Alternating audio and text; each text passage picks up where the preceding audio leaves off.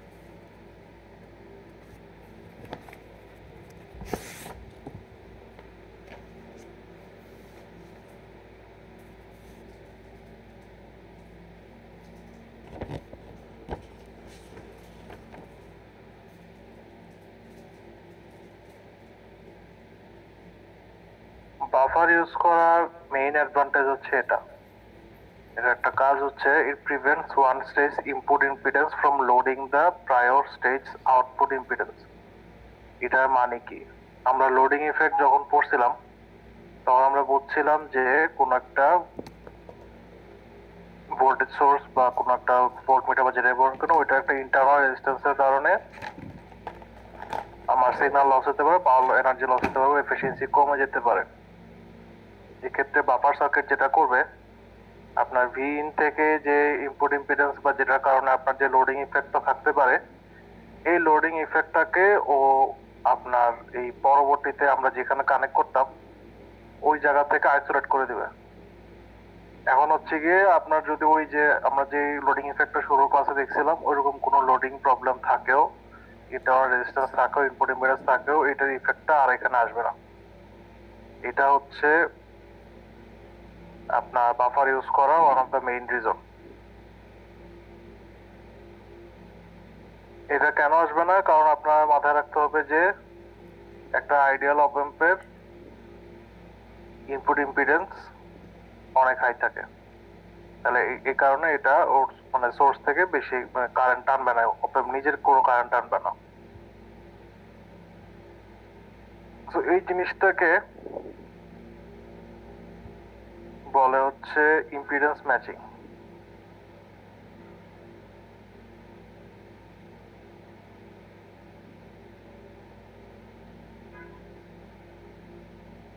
তো বাফার অপ অ্যাম্পের one of the main কাজ হচ্ছে ইম্পিডেন্স ম্যাচিং। আরো একটা আছে, সেটা হচ্ছে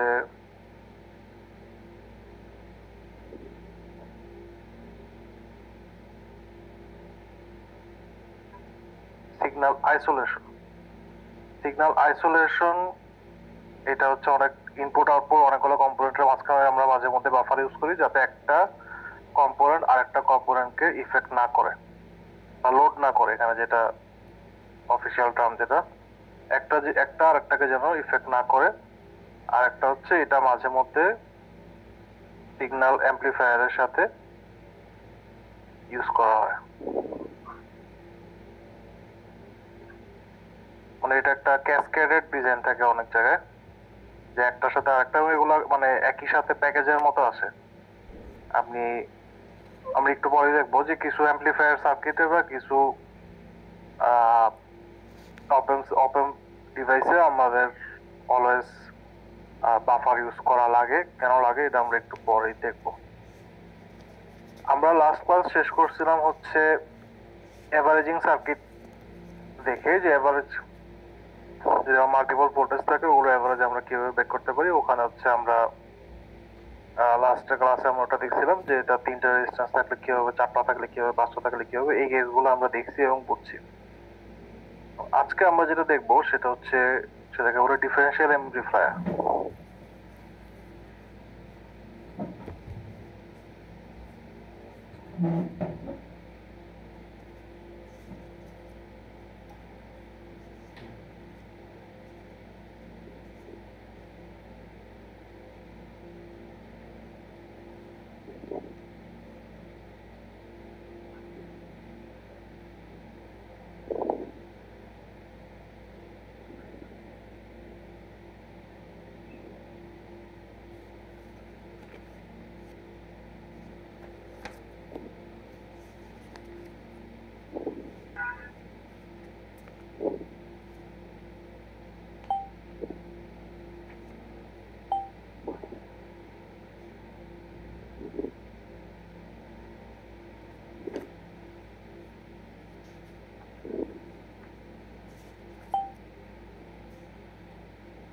এই ডিফারেন্সিয়াল এমপ্লিফায়ার কি আপনারা অপেম্পের কোর্সে দেখছেন বা অন্য কোনো কোর্সে এখন পর্যন্ত দেখা হয়েছে?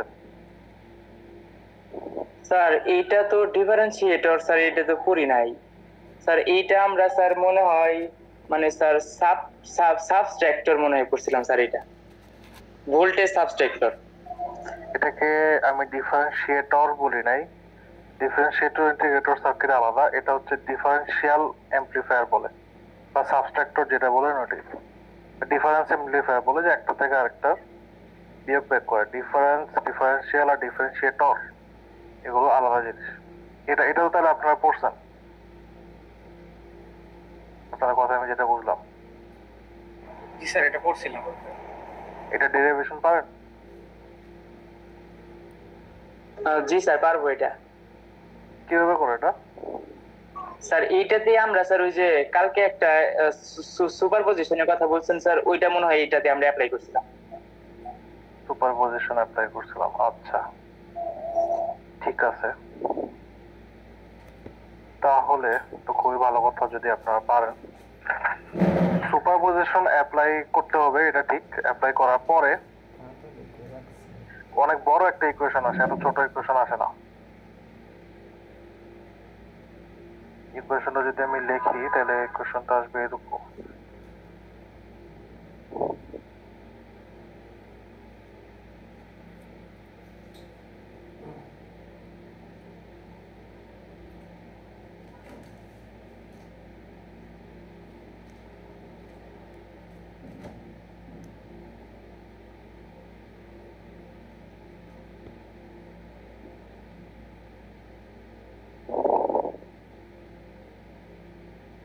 যখন হচ্ছে গিয়ে আপনি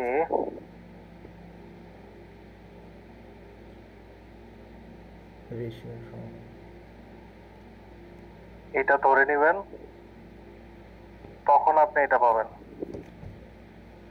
এর আগে কিন্তু পাবেন না। এটা হচ্ছে আপনার একেবারে র ভার্সন যেটা।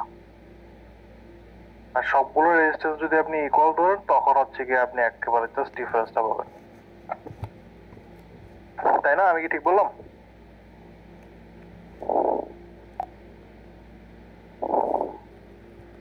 এটাই পড়ে আসছেন আমরা? জি স্যার। আচ্ছা, এখন একটা কেস চিন্তা করেন। আগের অপেমটাই ভাবেন, 4টা রেজিস্ট্যান্স যেখানে ছিল সেখানে আমি বললাম R1 হচ্ছে 1 কিলো ওহম, R2 ও 1 কিলো ওহম, R3 ও 1 kilo ohm, R4 1 kilo ohm না। সেক্ষেত্রে ভি নটের আমরা যদি সূত্রটা আবার লিখি এখানে আমাদের সুবিধার জন্য,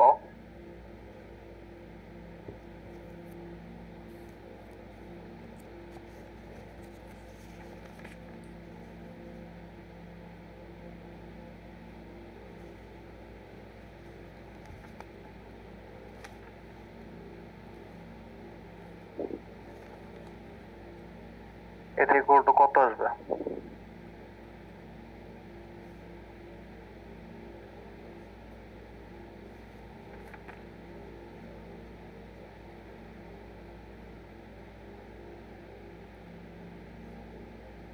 এটা মান কত? কেউ ক্যালকুলেট করে বলেন।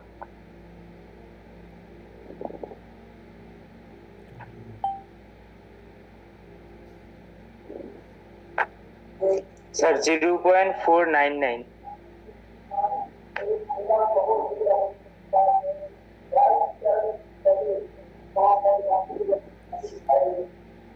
0.499। তাহলে কি আমরা আমাদের যে এটা V2 মাইনাস V1 হওয়ার কথা, এটা কি আমরা পাচ্ছি? না স্যার। তাই আপনারা যখন ল্যাবে রেজিস্ট্যান্স নিয়ে কাজ করছেন বা রেজিস্টার যখন শুরুতে পড়ছেন, ওখানে টলারেন্স পড়ছেন না? কতটুকু ইরর টলার করা হয় রেজিস্ট্যান্সে? তো রেজিস্ট্যান্সের ওই টলারেন্স যেটা মানে হালকা একটু ইফেক্ট যদি থাকে, যেমন এটা 1000 থেকে 997, খুব কিন্তু কম না, মানে খুব বড় চেঞ্জ না, কিন্তু এই একটা সামান্য চেঞ্জের কারণে আপনি কিন্তু আর অ্যাকচুয়াল ডিফারেন্সটা পাচ্ছেন না। আপনি V2 কিন্তু অর্ধেক হয়ে যাচ্ছে, দেখছেন? 0.499 এর তো আপনি একটা 0.5 বলতে পারেন, মানে আপনার V2 মাইনাস V1 এর জায়গায় হাফ V2 মাইনাস V1 হয়ে যাচ্ছে। কাজে ডিফারেন্স বা ডিফারেন্সিয়াল অ্যাম্পলিফায়ার বা ডিফারেন্ট সাবস্ট্রাক্টর যেটাই বলেন আপনি, এটা ইউজ করার কিন্তু প্রবলেম শুরু হয়ে গেল। কারণ আইডিয়ালি আপনি যদি এই সার্কিট দিয়ে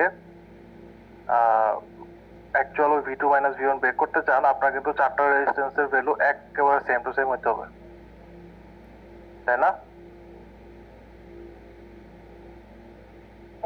স্যার রিয়েলিটিতে তো চারটার একসাথে তো একই মান পাওয়া স্যার পসিবল না। চারটা একসাথে একই মান পাওয়া পসিবল না।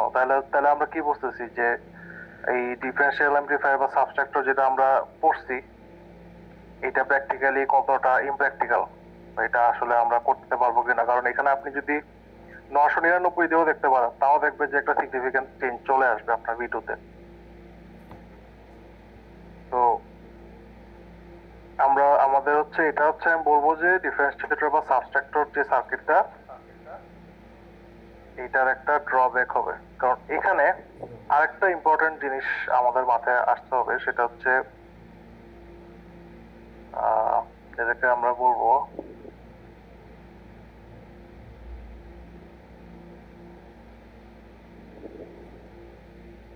Common mode voltage. Common mode voltage মানে কি? স্যার ওই প্লাস আর মাইনাসে একই ভোল্টেজ প্রোভাইড হবে। হ্যাঁ, প্লাস আর মাইনাসে আমরা একই ভোল্টেজ দিলাম। একই ভোল্টেজ দেওয়ার পরে যদি আমরা এখানে একটা গেইন পাই, তখন ওটাকে আমরা বলি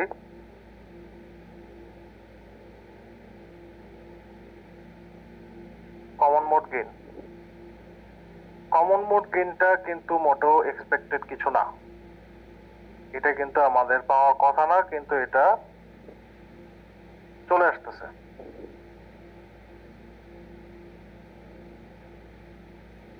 তো দেখা যাচ্ছে আপনার একটা এক্সট্রা ভোল্টেজ চলে আসতেছে, যেটা আদৌ থাকার কথা না। তাইলে আমরা বলতে পারি যে আমাদের টোটাল গেইন যদি A হয়, তো ওখানে দুইটা গেইন চলে আসতেছে। এখানে A C হচ্ছে আমাদের এই কমন মোড গেইন,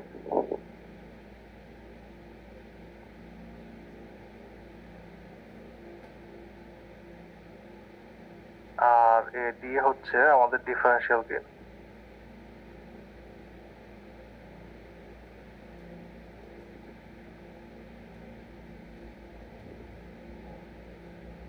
এখান থেকে আমরা আরেকটা খুব গুরুত্বপূর্ণ টার্মে চলে আসবো, সেটা হচ্ছে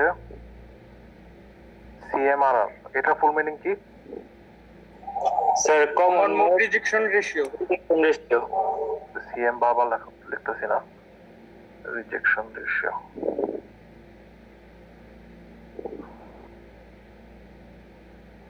খুবই ভালো, আপনার এটা ফুল মিনিং জানেন। এই জিনিসটা কি আমাকে ব্যাখ্যা করেন। স্যার প্রসেসটা হচ্ছে স্যার আমরা যখন কমন মোডে যখন অ্যাম্পলিফায়ার করি তখন স্যার এটা রিজেক্ট করার যে প্রসেস মানে কমন মোডটাকে রিজেক্ট করে দিবে। মানে আমার যে কমন মোড গেইনটা আমি পাইতেছি ওইটা যাতে রিজেক্ট করে দেয়। ওইটা স্যার রিজেক্ট করার যে অ্যাবিলিটি স্যার ওইটা হইতেছে সিএমআরআর। আচ্ছা, এটা যদি আমি ম্যাথমেটিক্যালি প্রকাশ করতে যাই তখন কি করব?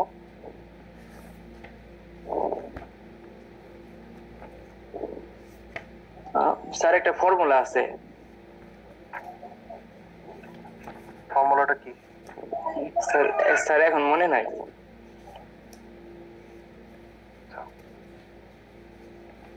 সিএমআর এর সবচেয়ে বেসিক ফর্মুলা হচ্ছে আপনার যে ডিফারেনশিয়াল গেইন ওইটাকে যদি আপনি কমন মোড গেইন দিয়ে ভাগ করেন তখন হচ্ছে আপনি সিএমআর পাবেন। আর এর একটা ডেসিমাল স্কেলে হচ্ছে আমরা আরেকটা ক্যালকুলেশন করি, এটা হচ্ছে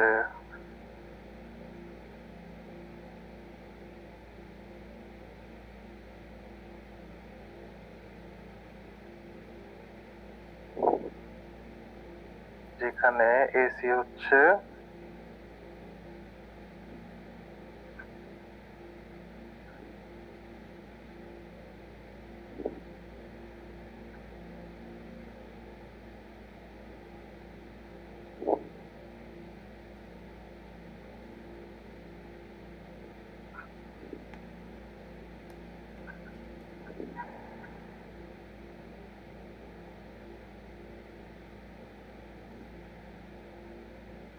কমন মোড আউটপুট ভোল্টেজ যেটা, কমন মোড ইনপুট ভোল্টেজ যেটা, সেটা যদি আপনি রেশিও নেন তাহলে হচ্ছে আপনি এই ইয়াটা পাবেন, কমন মোড গেইনটা পাবেন। আর আপনার differential gain divide by common mode gain, আর এটা হচ্ছে 20 লগ যদি আমি নিই তাহলে হচ্ছে সিএমআরআর ডেসিমাল স্কেলে আমরা পাবো। তো এটা একটা এক্সাম্পল বুঝতে পারেন যে আপনি যদি দুইটা টার্মিনালে মানে কমন মোড ইনপুট ভোল্টেজ যদি আপনার 5 ভোল্ট থাকে, কমন মোড আউটপুট যদি 0 জায়গায় 0.01 বা 0.07 পয়েন্ট বলেন, তখন এখানে যে যেটা ইকুয়াল টু যেটা সেটা হচ্ছে আপনার কমন মোড গেইন।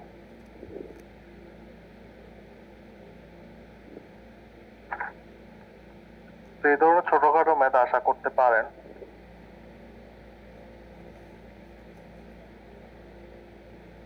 তো ডিফারেনশিয়াল অ্যাম্পলিফায়ারের সমস্যা হচ্ছে ওর সিএমআরআর কিন্তু অনেক বেশি সেনসিটিভ। ব্যাপারটা হচ্ছে মানে ওর কমন মোডে একটা এরর আসার সম্ভাবনা অনেক বেশি। এন্ড এইটা কন্ট্রোল করার জন্য যে কাজটা করা হয় সেটা হচ্ছে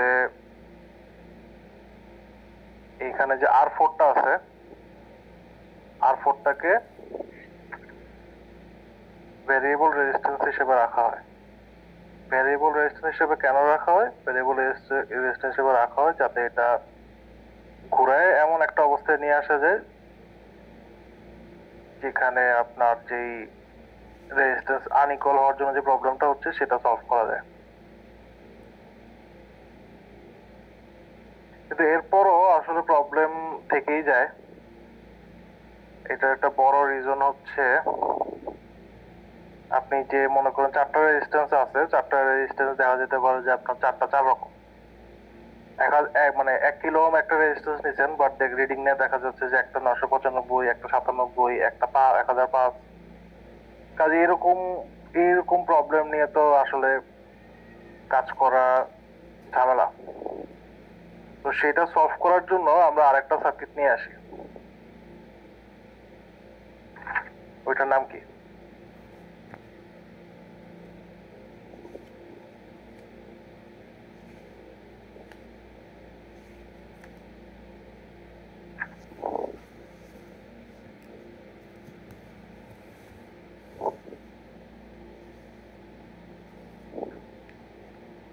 ইনস্ট্রুমেন্টেশন অ্যাম্পলিফায়ার পড়ছেন? জি স্যার পড়াইছে এটা ইনস্ট্রুমেন্টেশন। তো আমার প্রশ্ন তো ওইটাই যে ডিফারেনশিয়াল অ্যাম্পলিফায়ার বা সাবস্ট্রাক্টরের যে প্রবলেমটা আমরা দেখলাম ওই প্রবলেমের সলিউশনটাই হচ্ছে ইনস্ট্রুমেন্টেশন অ্যাম্পলিফায়ার।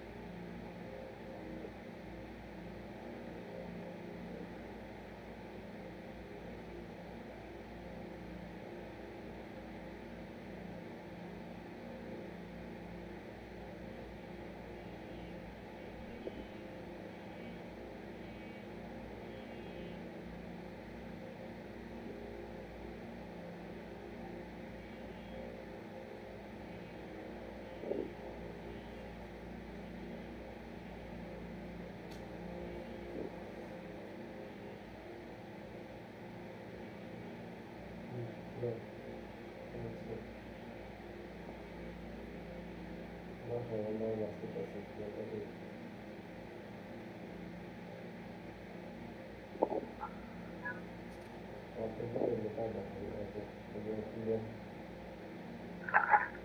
আপনারা ইনস্ট্রুমেন্টেশন অ্যাম্পলিফায়ার করছেন, এর মানে আপনারা তো এটা ডেরিভেশনও পাবেন। কি বলেন?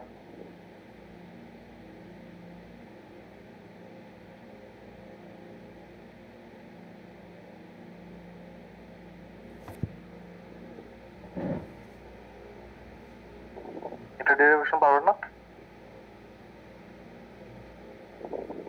স্যার ট্রাই করলে হয়তো বা বোঝা যাবো, কিন্তু স্যার এখন বোঝা যাচ্ছে না যে স্যার পারবো কিনা। কেন এটা ইয়া করলে হবে না? আমরা যে কি যেন বলছে, সুপারপজিশন ইউজ করলে পাবো না আমরা এটা? স্যার ওইটাই মানে স্যার ট্রাই করে দেখতে হবে। আসলে স্যার একটু মানে কমপ্লিকেটেড তো দেখা যাইতেছে, তাই স্যার মনে হইতেছে যে পারবো কিনা। কমপ্লিকেটেড কেন? এখানে তো আমরা যেটা দেখতেছি এটা তো দুইটা বাফার সার্কিট দেখতেছি আমি।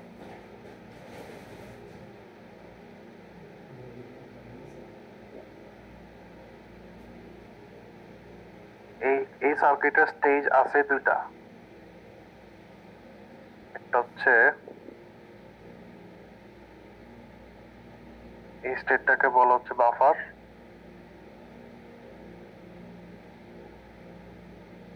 আর এই স্টেটটাকে বলা হচ্ছে ডিফারেন্সিয়াল বা সাবস্ট্রাক্টর, যেটা আপনি বলতে চান।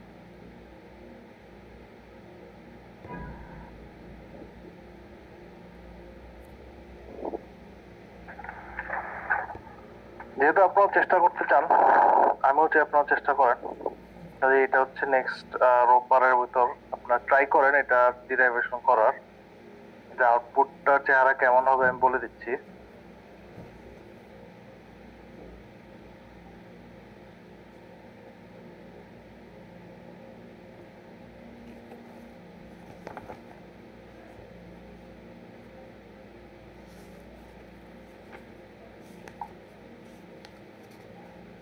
আউটপুটে আসবে এটা, আমি যেটা লিখছি। এন্ড এটা কিভাবে আসে সেটা হচ্ছে আপনারা আগে চেষ্টা করেন, এরপর যদি না পারেন তখন আমরা দেখব কি করা যায়।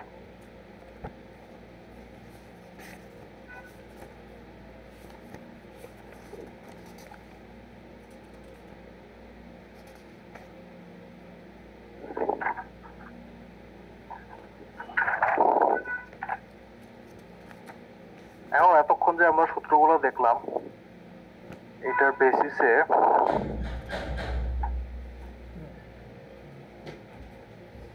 আপনাদের আমি একটা ম্যাথ দিই।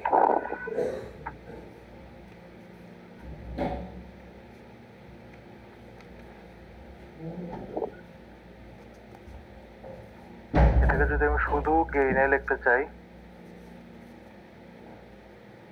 তাহলে এটা হবে এ বাফার ইন্টু এ ডিফারেন্সিয়াল। ডিফারেন্সিয়াল পার্ট হচ্ছে এতটুকু, ডিফারেন্সিয়াল গেইন হচ্ছে এটা, বাফার গেইন হচ্ছে এটা।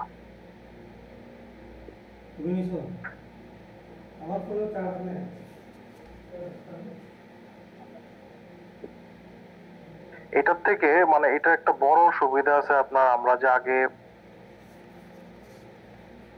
ডিফারেন্সিয়াল অ্যাম্পলিফায়ার থেকে এটা একটা বড় চেঞ্জ আছে। সেই চেঞ্জটা হচ্ছে এখানে বাফার সার্কিট ইন্ট্রোডিউস করা হয়েছে। সেকেন্ডলি, সব রেজিস্ট্যান্স ইকুয়ালের জায়গায় এখানে হচ্ছে আমরা রেশিও ইকুয়াল করার ট্রাই করি। রেশিও ইকুয়াল করা রেজিস্ট্যান্স ইকুয়াল করার থেকে অনেক সহজ একটা কাজ। কিভাবে সহজ কাজ এটা হচ্ছে আমরা দেখব।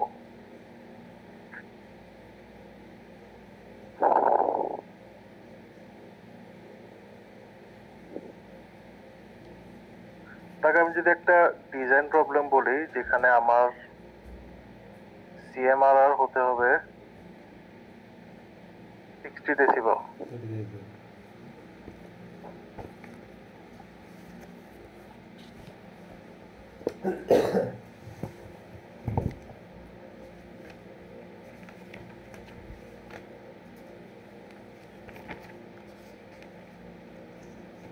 যেখানে আপনার কমন মোড ইনপুট ভোল্টেজ হচ্ছে 2 ভোল্ট এন্ড এটার জন্য আমি আউটপুট পাচ্ছি 0.5 ভোল্ট। ডিফারেন্সিয়াল গেইন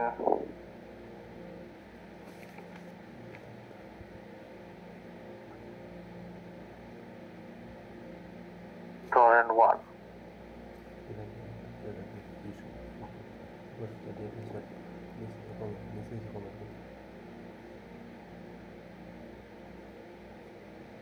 এখান থেকে আপনি একটা ইনস্ট্রুমেন্টেশন অ্যাম্পলিফায়ার ডিজাইন করতে হবে। ডিজাইন করতে হবে মানে আমাকে R1, R2, R3 আর RG এই ভ্যালুগুলো বের করে দিতে হবে। ট্রাই করে দেখেন। আপনাদের সময় 7 মিনিট।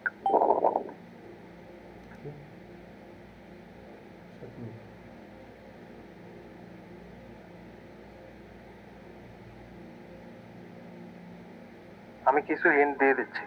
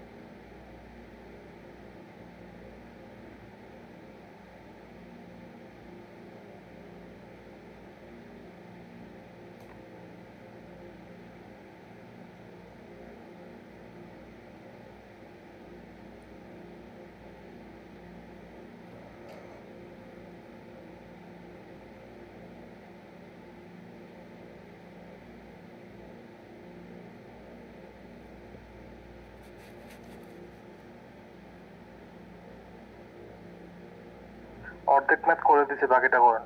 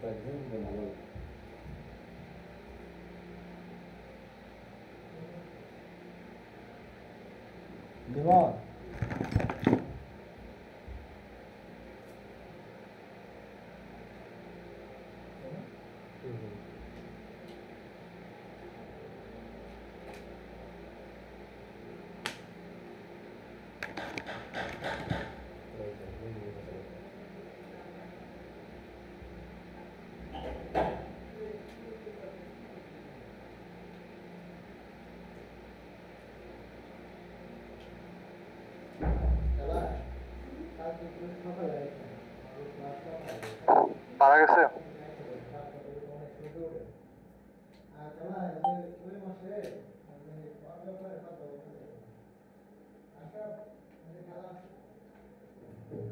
রিমন খান সাহেব পারছেন?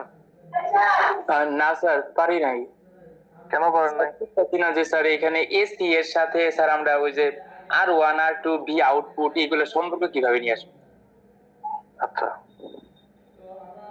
এসি এর সাথে তো সম্পর্ক না, দরকার নেই। আপনি এডিটা বাই করেন। এডি তা কি হবে? 1000 ইন্টু 0.25। আপনি এসি থাকলে আপনি তো এখান থেকে এডি বাই করতে পারবেন নাকি? স্যার এডি, জি স্যার। স্যার এডি তো স্যার ওই যে 1000 এর সাথে স্যার ওই যে 0.25 গুণ দিলেই হবে স্যার। তো এডি গুণ দিলে হচ্ছে আপনি মানে স্যার, আপনি এই এডিটা পেয়ে গেছেন। জি স্যার, স্যার 250 বের হয়েছে এডি। 250 বের হয়েছে। আপনাকে আমি অলরেডি বলে দিছি এ ডিফারেন্সিয়াল হচ্ছে 1। এই যে দেখেন, এটা আমি বলে দিছি না? স্যার এটা তো জি স্যার বলা আছে। তাহলে আপনার এখানে কি বাই করতে হবে? স্যার এখান থেকে তাহলে কি স্যার বাফার গেইনটা বের করতে হবে। বাফার বের করবে এখান থেকে। এটা বের করতে হবে মানে কি 1 প্লাস 2R3 RG আমি যদি ইকুয়েশন থেকে এখানে টানতেছি এখান থেকে ইকুয়াল টু 250 না? জি স্যার। তো এখান থেকে আপনি R3 বাই RG বের করেন।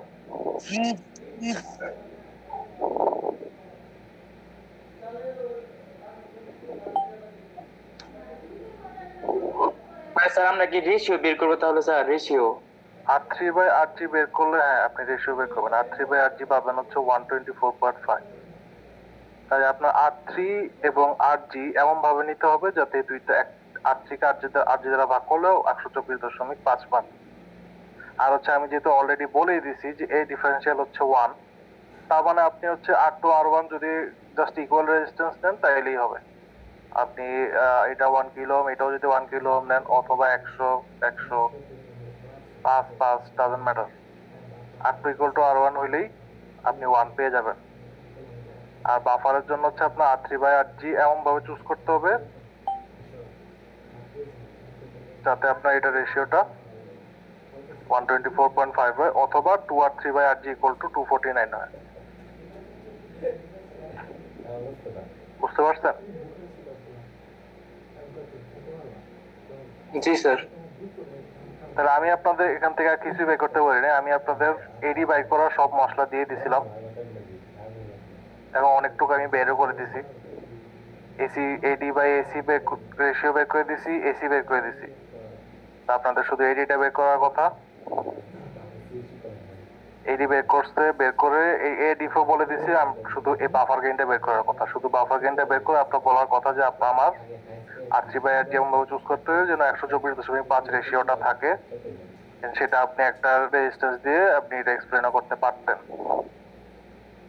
এটা ক্যালকুলেটর 124.5 ইএস ক্যালকুলেটর গুলো ধরলে ইকুয়াল টু দিলে আই থিঙ্ক এটা ভগ্নাংশ আকারে দেখা দেয়।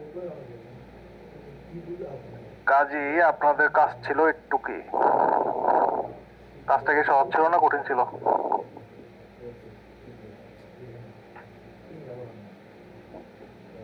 রিমন খান সাহেব?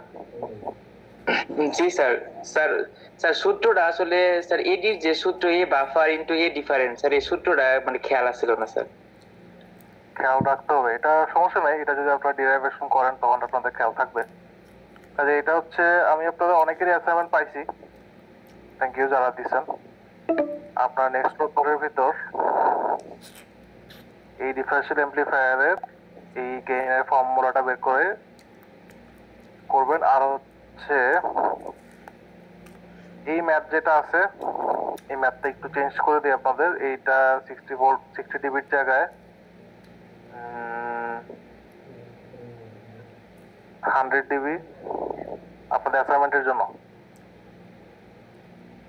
এইটা 2 ভোল্টের জায়গায় হচ্ছে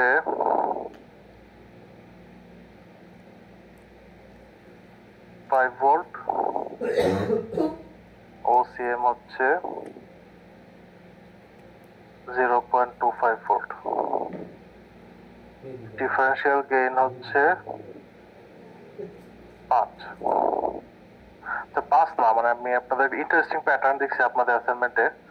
দুজন ছাড়া সবার জানি কেমনে জানি একইভাবে ডেরিভেশন করছেন, এক লাইনের পর এক লাইন সবার কেমনে কেমনে জানি মিলে গেছে। এ ডিফারেন্সিয়াল হচ্ছে আপনাদের যে রোল নাম্বার আছে না, রোল নাম্বারের লাস্ট ডিজিট, যে রোল 1 তার রোল 1, তারপরে 2 3 এরকম করে করে শুধু ইয়ারটা মিলতে পারে যারা আগের ব্যাচ থেকে আছেন। স্যার লাস্ট ডিজিট কি একটাই? স্যার আমার তো 30, তাই আমি কোনটা নিব স্যার? আপনার 30 যদি হয় তাহলে এর আগেরটা, জিরোর আগেরটা। হ্যাঁ,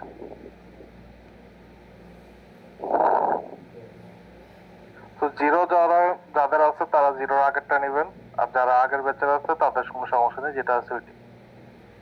কয়েকজনটা মিলতে পারে, এটা বেড়া নাই। আর বাকিরা নিজেদের মতো করবেন। এটার উপর বেস করে আপনাদের হচ্ছে আপনার এরকম একটা এই ফিগারটা এঁকে আপনার কোথায় R3 RG R3 R1 R2 কি হবে এটা ফিগারে ইন্ডিকেট করে দিতে হবে। আর হচ্ছে এটা ডিরাইভেশনটা লাগবে। এটা ডিরাইভেশনটা চেষ্টা করবেন, না পারলে সমস্যা নেই, আমি পরের ক্লাসে দেখাই দিব।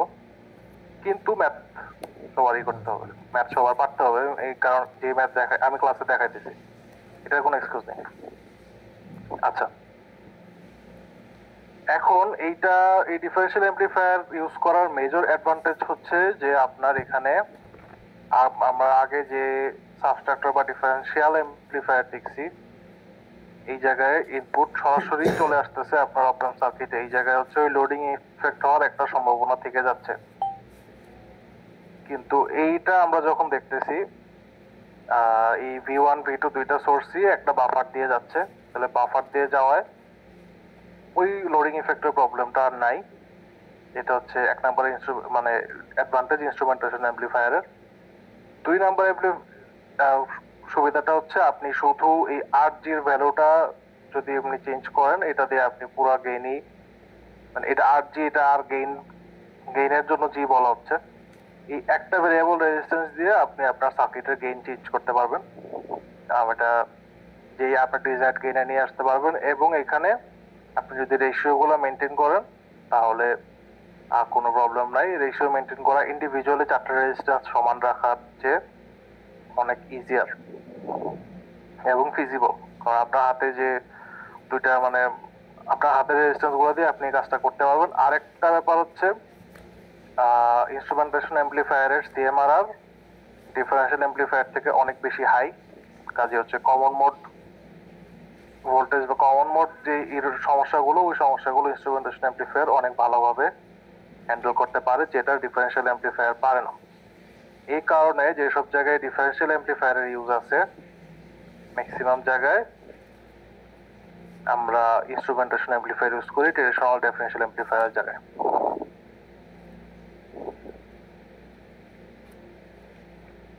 বুঝা গেছে? আমরা কেন ইনস্ট্রুমেন্টেশন অ্যাম্প্লিফায়ার ইউজ করি?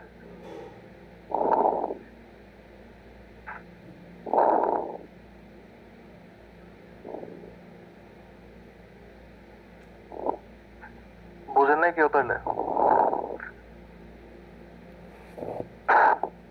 জীবন খান স্যার আরেকটু ক্লিয়ার করে দেন।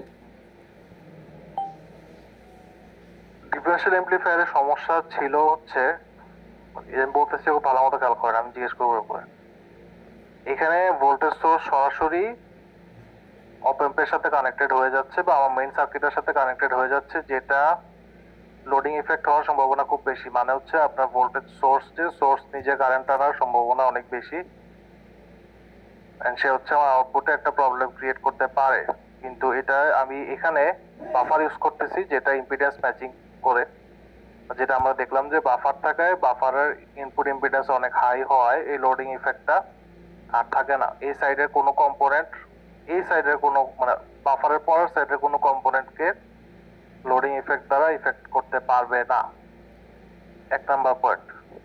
2 নাম্বার পয়েন্ট, এই আর জি বা গেইন আমরা এটাকে বলি, শুধু এই আর জি ভ্যারি করে আপনি পুরো সার্কিটের অ্যাম্প্লিফিকেশন বা গেইন যেটা সেটা কন্ট্রোল করতে পারবেন, আর কিছু না ধরলেও হবে, শুধু আর জিটা চেঞ্জ করা এনাফ। এটা সেকেন্ড পয়েন্ট। থার্ড পয়েন্ট হচ্ছে ডিফারেন্সিয়াল অ্যাম্প্লিফায়ারে যেমন আমার 4টা R1 R2 R3 R4 4টা ইকুয়াল রাখা লাগতো, যেটা প্র্যাকটিক্যালি খুবই কঠিন একটা কাজ। এখানে আমার জাস্ট রেজিস্ট্যান্স গুলো রেশিও ইকুয়াল রাখলেই চলতেছে, 4টা ইন্ডিভিজুয়ালি আলাদা আলাদা করে আমার ইকুয়াল রাখার দরকার নাই।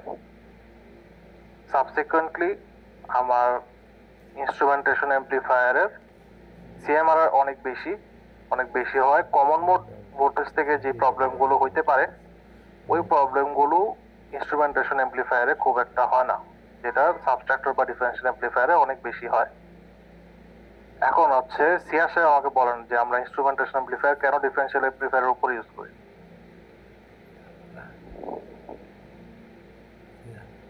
স্যার ডিফারেনশিয়াল অ্যাম্প্লিফায়ারের যে ইনস্ট্রুমেন্টেশন অ্যাম্প্লিফায়ারে যেহেতু আমরা বাফার ইউজ করি, এখানে স্যার ইনপুট ইম্পিডেন্স অনেক হাই হয়, তো স্যার মানে লোডিং ইফেক্টটা কম হয়।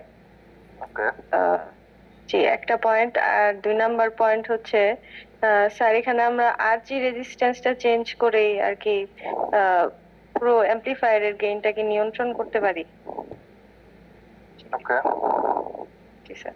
Very good. আরো কিছু আছে?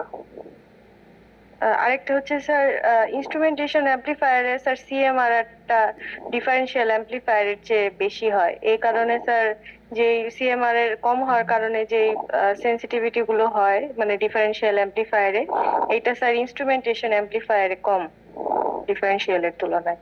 আচ্ছা, আরেকটা ছিল রেশিও নিয়ে।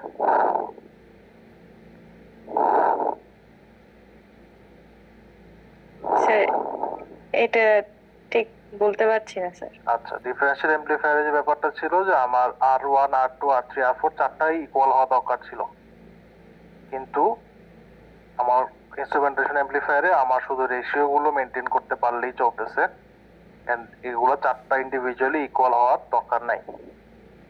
এই অ্যাডভান্টেজ গুলো আছে, এটা মনে রাখা জরুরি। আর হচ্ছে এটা এগুলো ডেরিভেশন আর এই ম্যাথ, এই টাইপের ছোটখাটো ম্যাথ বা যেগুলো ডিজাইন প্রবলেম যে আপনার রেজিস্ট্যান্স চুজ করতে হবে, এই প্রবলেম গুলো খুবই গুরুত্বপূর্ণ। আমি এই টাইপের প্রশ্ন করতে পছন্দ করি, মানে এটা আমি আপনাদের হিন্টে রাখলাম আগের থেকে। ঠিক আছে, আমাদের ইনস্ট্রুমেন্টেশন অ্যাম্প্লিফায়ার পড়া এটুকুই। এরপরে আমরা অন্যদিকে চলে যাব নেক্সট ক্লাস থেকে। অপেম্প তো আর থাকবো না।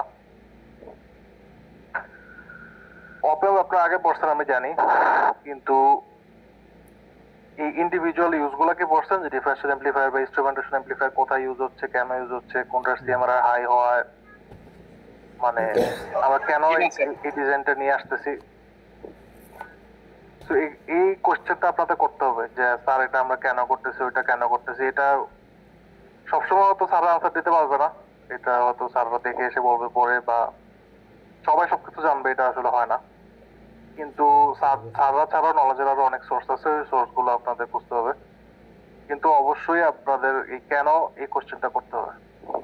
এই কেন কোশ্চেনটা ফিজিক্সের মানুষজন করে, আমরা করি না, ইঞ্জিনিয়াররা আমরা করি না, এটা ঠিক না।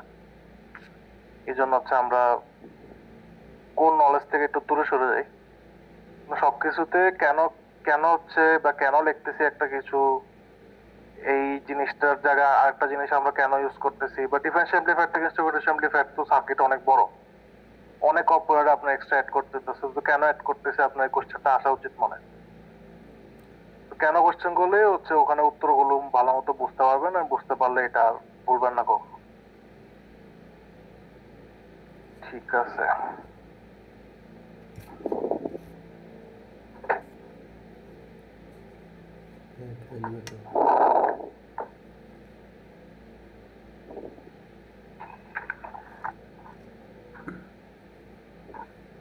Zero one.